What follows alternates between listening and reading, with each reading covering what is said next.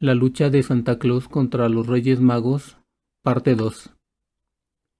Al final de la primera parte comentamos que, entre otras críticas, la figura de Santa Claus también fue señalada por tener un carácter eminentemente comercial y publicitario, que requería de centros comerciales, de tiendas departamentales y de operaciones de compra y de venta para poder subsistir, pero también de todo un aparato publicitario desplegado en medios de comunicación como la radio, el cine, la televisión, las revistas y la prensa. En un hecho paradójico, como muchos de los que se han registrado en la historia de México, los mismos medios por los cuales diferentes voces conservadoras y nacionalistas criticaban ferozmente la figura de Santa Claus fueron los que ayudaron a difundir y generalizar su presencia. Por ejemplo, en un mismo periódico, cualquier lector podía encontrar un artículo con una crítica al personaje y en la misma u otra plana advertir un anuncio en el que un regordete y bonachón Santa Claus lo incitaba a comprar los juguetes de moda o cualquier otro artículo. El anterior es solo un ejemplo de la manera en que la figura de Santa Claus estaba vinculada con la compra de juguetes y otro tipo de regalos. Por eso, algunos estudiosos han señalado que este personaje también contribuyó y sigue contribuyendo a la generación y formación de consumidores infantiles, ya que se le ha utilizado para publicitar múltiples empresas, tiendas, productos, marcas y un sinfín de cosas más. Con su ayuda, los niños se han podido insertar alegremente en la cultura del consumismo. Reciente señalé que gracias a los medios de comunicación, la imagen de Santa Claus fue ampliamente conocida, y no me refiero solo a la estrategia publicitaria que desplegó la famosa empresa refresquera. Su figura se socializó debido a la contribución de muchas empresas, algunas de las cuales eran transnacionales estadounidenses como Sears, cuya primera tienda se inauguró a principios de 1947 en la Ciudad de México. Los escaparates de esta tienda sirvieron para promover al personaje del traje rojo, al que muchos niños esperaban con gran emoción luego de un largo año para pedirle sus juguetes y regalos. Varias empresas utilizaron novedosas estrategias dirigidas al público infantil. Por un lado, Santa Claus invitaba a los niños a que lo visitaran en las tiendas departamentales y junto con él pudieran disfrutar de alguna película.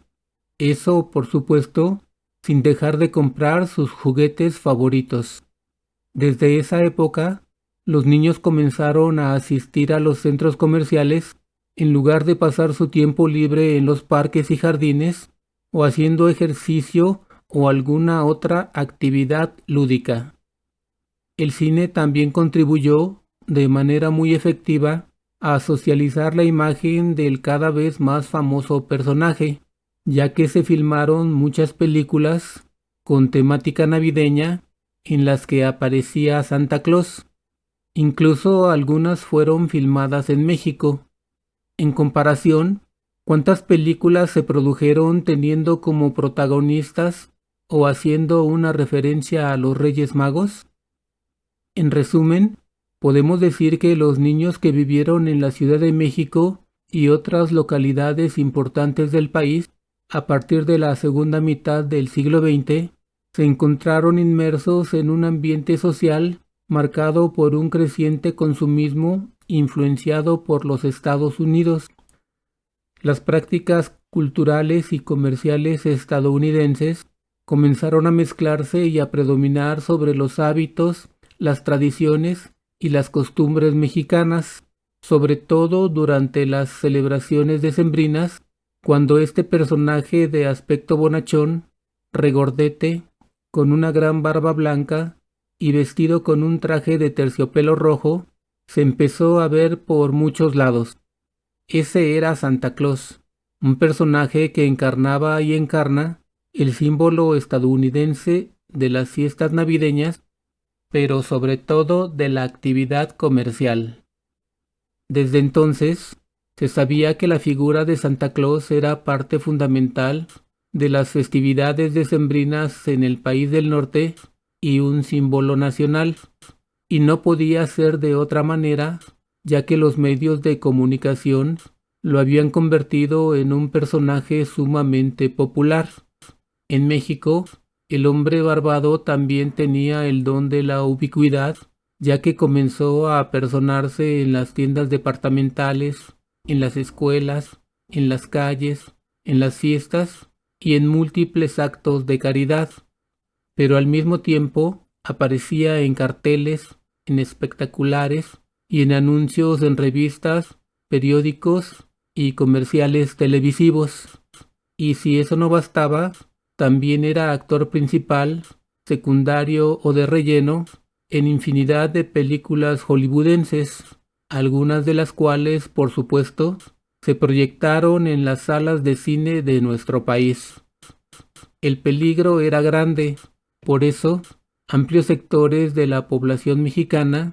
entre los que figuraba el clero, expresaron su desacuerdo con la difusión de la figura de ese viejo risueño, de tipo anglosajón, que amenazaba seriamente con desplazar y borrar a los 3 Reyes Magos que durante siglos habían alegrado a los niños mexicanos al finalizar las celebraciones navideñas. El pleito entre Santa Claus y los 3 Reyes Magos estaba cantado. Muchos criticaron y denunciaron que la figura de Santa Claus solo promovía el modo de vida estadounidense, es decir, su cultura consumista y la comercialización de la Navidad. En cambio, la figura de los Reyes Magos tenía un sentido católico y espiritual, centrado en la adoración del Niño Jesús y la entrega de regalos para reconocerlo como Hijo de Dios.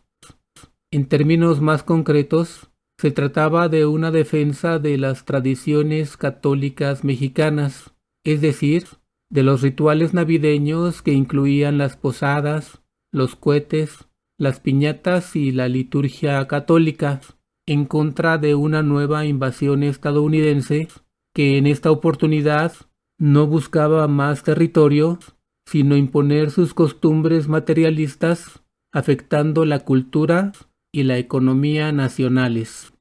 En este pleito, Santa Claus representaba al villano, al extraño, al invasor extranjero, mientras que los Reyes Magos personificaban ni más ni menos que lo nacional, lo típicamente mexicano, poniéndose a la altura de los tamales, el mole y el pozole.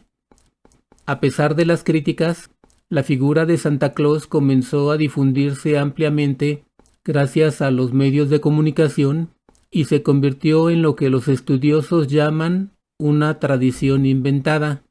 Esta tradición se arraigó rápidamente en familias con un nivel económico medio y alto, es decir, las que tenían mayor poder adquisitivo y eran beneficiarias de lo que se conoció en los años 50 del siglo pasado como el milagro mexicano.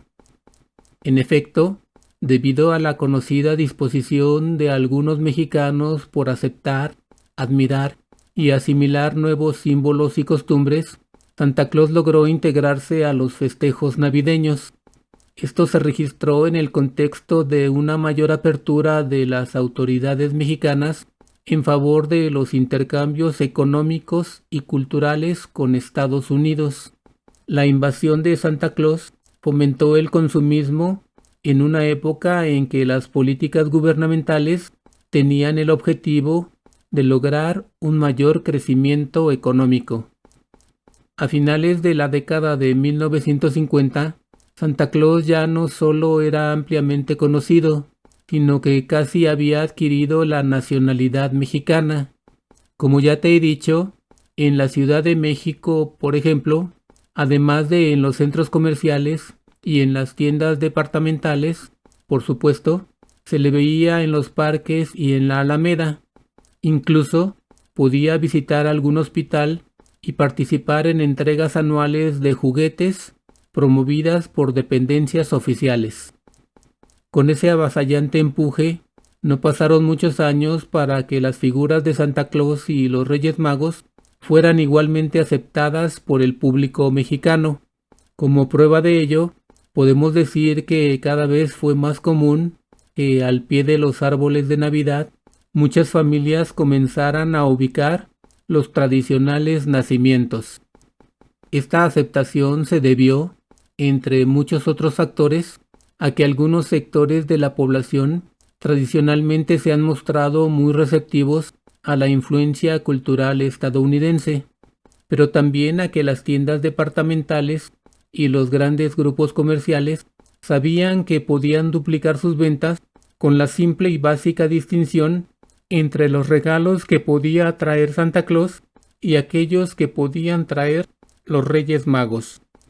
Sin embargo, la comunión entre Santa Claus y los Reyes Magos no necesariamente podía tener un final feliz. Es cierto que a partir de la década de 1950, los niños mexicanos cuyas familias pertenecían a las clases medias y altas en términos económicos tuvieron la oportunidad de aumentar la cantidad de juguetes que recibían, unos por conducto de Santa Claus y otros por gracia de los Reyes Magos o del Niño Dios, como en algún momento sugirió la jerarquía católica.